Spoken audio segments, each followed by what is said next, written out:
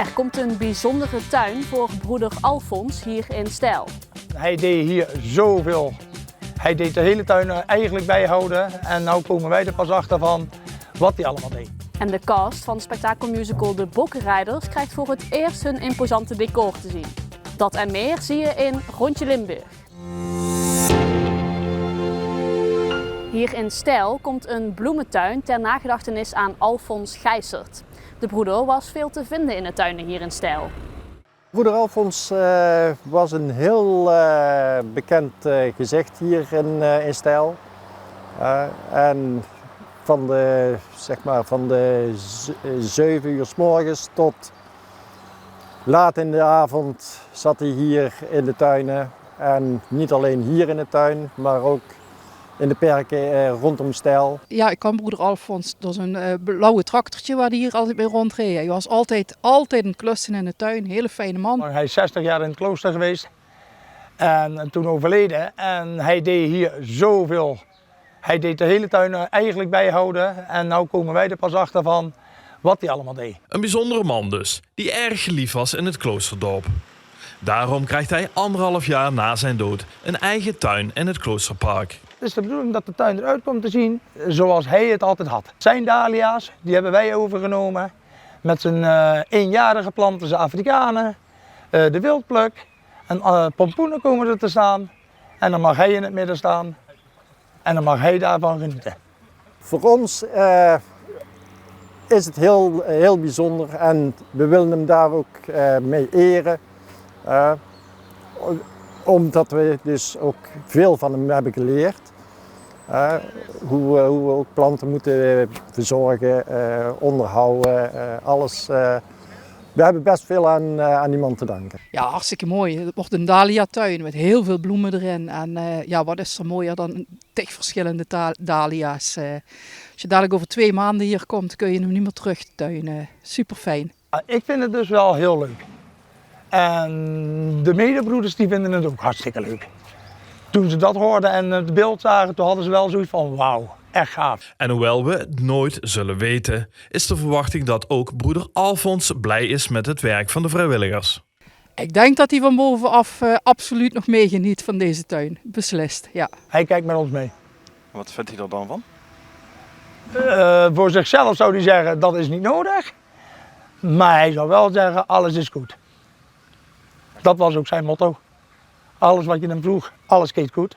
Op de Stijlerdag in september moet de tuin voor broeder Alfons klaar zijn. Ja, en de prachtige tuinen is natuurlijk niet het enige waar Stijl onbekend staat. Hier is namelijk ook het Limburg Schutterijmuseum te vinden. Onlangs werd het oude vaandel van de schutterij van Balo hier naartoe gebracht met het veer.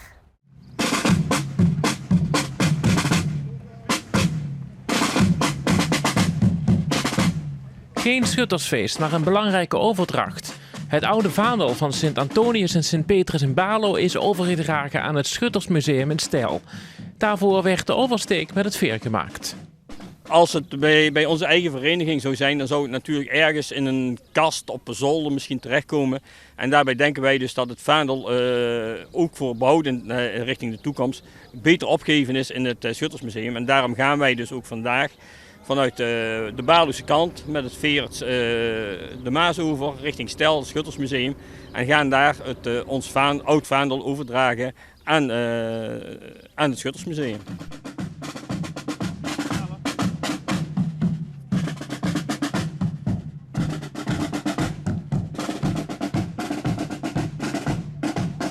Vorig jaar, tijdens het jubileumfeest van de vereniging, werd een nieuw vaandel onthuld. Daarom werd het initiatief genomen om het oude vaandel over te dragen. En we hopen tot G als Schuttersmuseum en als conservator natuurlijk goed zorg draagt voor het oorvaandel van de schutterie. Wat al meer dan 50 jaar oud is. Ja, dat doen we uiteraard met goed plezier. Ja, we hebben hier een vaandelexpositie in huis. Los dat we überhaupt een groot aantal vaandels in de collectie hebben. Maar die vaandelexpositie die toont ook een complete ontwikkeling in het gebruik van de schuttersvaandels. En als je dit vaandel uit 1975 daar netjes in plaatst, zie je dat die heel goed past in de ontwikkeling en ook eigenlijk een stukje kunstenaarschap wat er dan ingelegd wordt. Waar eigenlijk ingezoomd wordt op de essentiële vormen van de heilige en het minimale kleurgebruik, waardoor maximale aandacht uitgaat naar wat er op die vlag staat en waar de vereniging voor staat.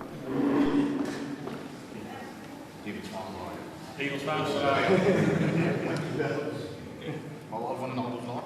En dan is het heel mooi. Nou, de vaandel dat is eigenlijk een stukje identificatie van onze vereniging. Met name het nieuwe vaandel, daar is ook op te zien dus, het jaar van oprichting. Daar is ook te zien op in welke jaren wij dus het OLS gewonnen hebben. Dus met andere woorden, het vaandel is een soort identificatie van onze vereniging. Straks zie je de voorbereidingen van het inclusieve festival Funpop. We hebben geen rijplaten, want we merken juist dat juist voor meer verhobbeling gaat zorgen. En dat daardoor juist rolstoelers eerder vast komen te zitten.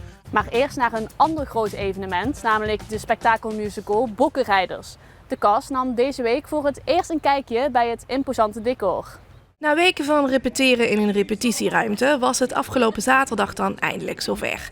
De cast van spektakelmusical Bokkenrijders zag voor het eerst het imposante decor. Voor de gelegenheid speciaal gebouwd in Stadion De Geuselt. Er is 80 ton rubberen korrels op het kunstgrasveld eerst gelegd om het kunstgrasveld niet aan te tasten. Daarna zijn er platen overheen gelegd die heel veel gewicht aan kunnen. Zodat we straks uiteindelijk na de zomerstop dat er hier weer gevoetbald kan worden. Toen is er een gigantische tribune neergezet voor 5700 mensen. Dus allemaal die staal hier achter me gebouwd. Hebben we daar wanden van gemaakt met opkomsten, afgangen, trappenhuizen. De musical met 600 drones, 160 acteurs, 10 paarden en 1 bok gaat op 3 juni in première en is vervolgens 4 weken lang te zien. Een van de hoofdrollen wordt vertolkt door Buddy Vedder. Natuurlijk hebben we tekeningen gezien en hebben we in het repetitielokaal al gezien, oké, het is echt heel groot. Maar als je dan zoals hier in de paardenbak staat met zo'n decor achter je, met 6000 stoeltjes voor je, dat is mega indrukwekkend. En misschien herken je het wel dat je soms zo 's avonds in je bed nog aan het stuiteren bent. Dat zal vanavond zeker gebeuren. Voor de Maastrichtse Linde Rieu gaat een droom in vervulling. Zij vertolkt de rol van Johanna Fransen, de jongste dochter in het verhaal. Nou, ik vind het echt zo bijzonder dat ik mee mag doen en de repetities al en alles wat erbij komt kijken. Ik vind het gewoon zo leuk om ook ervan te leren van alles. En ja, ik ben gewoon echt vereerd dat ik mee mag doen, ja. Nou, ik dacht echt van wow, ik zat echt zo te kijken. Ik dacht wow, dit zijn wel echt veel stoeltjes. En het is wel echt, maar het voelt ook wel weer intiem of zo, omdat het een beetje zo naar binnen staat. Dus ik vind het ook wel heel mooi en ik denk dat het echt iets heel moois gaat worden. Vader Pierre en opa André Rieu zijn natuurlijk apetrots. Als ze kunnen komen, dan komen ze eigenlijk als ik een uitvoering heb altijd wel kijken. En dan na de hand zijn ze altijd, oh ik ben zo trots. Dus ja, het is super lief. Het belooft een waar spektakel te worden in De Geuselt. Maar de boodschap achter het verhaal is volgens producent Serve Hermans de ware kracht. Nou, wat ik heel erg interessant vond, ik kende het verhaal van de Bokkenrijders eigenlijk helemaal niet. Ik wist alleen, dat was een roversbende, die vloog op bokken door de lucht of zo. Veel gedoe. Maar toen hoorde ik een podcast en die ging eigenlijk over het ware verhaal van de Bokkenrijders. Dat er eind 18e eeuw graanoogsten mislukte, dat er veepest uitbrak en er mensen gewoon, zeker in de onderkant van de bevolking, honger hadden. Ze moesten uit gaan stelen, ze moesten eten gaan stelen, want anders verhongerden ze gewoon. En dat is het uitgangspunt van deze voorstelling. Een moeder die een kind aan de honger verliest en dan besluit, dit ga ik me niet laten gebeuren. Mijn andere kinderen die ik nog heb, moeten niet hetzelfde lot beschoren zijn.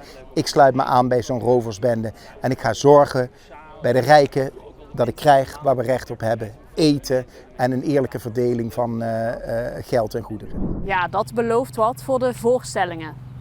In Panningen werd Lot Koopmans 100 jaar. En zijn leven werd getekend door oorlog en veerkracht. Dat is wel een hele bijzondere mijlpaal. Hoe gaat het met ons? Goed. Goed? Ik ken het goed. Ik sloop geregeld en ik kan ook goed slopen. En ik heb toch heel veel meegemaakt. Als ze me geraakt hebben, leven ik al 100 jaar niet meer. Slingers in de kamer van de 100-jarige Lot Koopmans uit Panningen. Een mijlpaal. Al had zijn leven ook heel anders kunnen lopen. Daar is de 100-jarige zich zeer bewust van. Ik heb ondergedoken, in de oorlog ondergedoken gezeten. In een hut en in een wei. En toen kwam ik 's morgens heel vroeg, razzia van de Pruisen. En die kwam recht op ons af. Ik trok die deur open, daar slepen we s'nachts in. We kosten niet toe slapen, want we moesten onderduiken. Hè. En ik trok die deur open, maar ook weer gauw dicht. Ik zag die Pruisen komen. Maar die ik kostte achteruit lopen, die kostte mij niet direct zien. Die moesten, zo gauw is ze me zo begonnen te schieten. En ik moest van de weg hoor. Ik had wel 20 keer over de kop ging. Zo hard leef ik, maar ze hebben me niet geraakt. Na de Tweede Wereldoorlog moest Koopmans dienen in Nederlands-Indië, waar onder erbarmelijke omstandigheden werd gevochten. Hij is inmiddels de oudste van de 3 nog in leven zijnde veteranen uit de voormalige gemeente Helden. Ja, en met 19 zat ik op Java, bij de mariniers. En daar moesten we ook altijd veel op. De landmacht kwam later nog. Je moest van de Ziel uit het land op en er wordt ook flink geknald. Er zijn heel veel jongens die zijn euvel.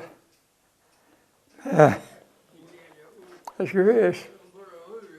De donkere bladzijdes uit de geschiedenis maken nog altijd grote indruk op Lot, die opgroeide op de Vosberg in Panningen. Later kreeg hij met zijn vrouw 3 kinderen. Inmiddels is zijn oudste kleinkind eind 40.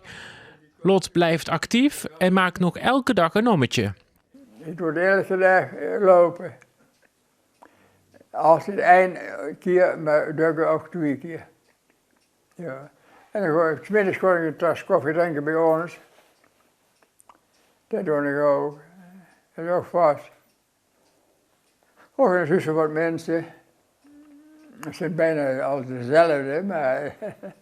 Pauzeren kan voortaan op zijn eigen bankje, vlak bij het kerkhof. Dat kreeg hij aangeboden van het gemeentebestuur. Ja, ik vind het wel fijn. Want het is meer een verzamelhoek van dekkant hoor. En daar zit er meestal wel iemand. En dan zit er soms heel veel. Goed, je er ook wel eens zitten? Ja, bijna altijd. Ja, ik kan niet meer zo lopen. Tot slot de tip om de 100 te halen. Niet opgeven. Doe het ook. Ja, bijzonder die veerkracht op zo'n leeftijd. We gaan een kijkje nemen op het festivalterrein van Funpop. Al meer dan 25 jaar wordt het festival georganiseerd, speciaal voor mensen met een beperking. En dat vraagt om een doordacht festivalterrein. We hebben geen rijplaten, want we merken juist dat juist voor meer verhobbeling gaat zorgen. En dat daardoor juist rolstoelers eerder vast komen te zitten. Dus hier staan dadelijk met begin, de terreinploeg zoals wij het noemen, die staan hier eigenlijk al klaar met het begin. En dan kunnen die meteen mensen die dus slechter been zijn of met rolstoelen meteen mee helpen duwen naar voren toe. Er wordt gewoon doorgewerkt, dus we gaan even aan de kant. Voor de meeste bezoekers is een festivalterrein gewoon een veld met een podium, bar en aankleding. Maar voor iemand in een rolstoel of met een beperking maken juist de kleinste details het verschil. Precies waar Funpop zich dan ook mee bezighoudt tijdens deze zonnige opbouwweek. Hier recht vooruit is eigenlijk gewoon het podium, dat wordt nou op dit moment nog gebouwd. Ongeveer 25 meter voor het podium, daar komt een rolstoelpodium. Dus dat is een verhoging, zodat er ongeveer een 20 tot 30 rolstoelers kunnen daar al plaatsnemen. Zodat ze iets hoger zijn, zodat ze over de mensen heen kunnen kijken, zodat ze ook echt extra zicht hebben op het podium. Daar aan die zijde, daar komt de beweegarena, dat is eigenlijk een sportgedeelte. En ook zij hebben rekening gehouden met mensen in een rolstoel. We hebben onder andere bijvoorbeeld een rolstoelschommel. Dus dat is een schommel die is gebouwd en daar kunnen ze... En dit jaar hebben ze ook voor het eerst nieuw een schommelwip zelfs. Die komt er ook bij. Hier komt ook een kermisgedeelte met een reuzenrad en een carousel. Reuzenrad kunnen eventueel wel mensen in, maar dan moeten ze uit de rolstoel kunnen. Het carousel hebben we zelfs zo gemaakt dat er een rempje, zo een verhoging, dat we mensen in de rolstoel op de carousel kunnen zetten. Zodat ook zij de beleving van de carousel en een echte kermis kunnen ervaren. De overeenkomst tussen dit festival en bijvoorbeeld een Pinkpop, dat we allemaal wel eens overprikkeld raken. En bij Funpop houden ze juist daar ook rekening mee. Die ruimte, dat is de snoezelruimte. Dat is ook wel leuk om te vermelden. Snoezelruimte is eigenlijk een ruimte die is helemaal dicht, verdonkerend. Er zijn heel veel apparaten, visueel, geluid, trillingen, zodat mensen daar even tot rust kunnen komen. Dus ze krijgen natuurlijk heel veel prikkels hier.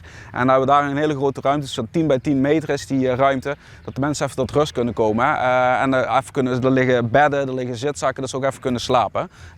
Helaas, ja. De inhoud zal pas vrijdag helemaal klaar zijn. Maar dat zijn ook weer dingen waar we echt rekening mee houden. Uiteindelijk doet Funpop het volledig met vrijwilligers. Een vaste organisatie van zo'n 20 personen. En verdeeld over de 2 festivaldagen zo'n 400 vrijwilligers die zich op allerlei manieren inzetten. En dat blijft bijzonder, vindt Luc. Ja, heel bijzonder. Wij kunnen iets terug doen voor de maatschappij. Kijk, wij zijn allemaal gezonde mensen, om het zo maar te zeggen. Wij kunnen naar festivals overal waar we willen. En de doelgroep heeft daar toch meer moeite mee. Al zien we in steeds meer festivalen die daar ook een gedeelte mee bezig zijn. Maar wij willen gewoon uniek en exclusief zijn. Dat het echt puur voor deze mensen is. En dan denk ik als wij als gezonde mensen, klinkt een beetje ondankbaar, maar dat wij dit dan kunnen doen voor deze doelgroep geeft ons zoveel energie en blijdschap. En als je zaterdagmorgen die mensen hier binnen ziet komen met zo'n smile, nou ja, dan krijg ik kippenvel, ik krijg het nu alweer als ik het zeg. Dan worden wij 2 dagen geleefd door de bezoeker en dat is gewoon heel prachtig. Ja, dat belooft weer één groot feest te worden. Net zagen we al een man van 100 jaar, maar in Mechelen wordt een 100 jaar oud veldkruis gerestaureerd. Ger Huyne uit Mechelen restaureert wegkruizen. Sinds hij is begonnen met het opknappen van de wegkruizen, wordt hij telkens opnieuw gevraagd voor de klussen.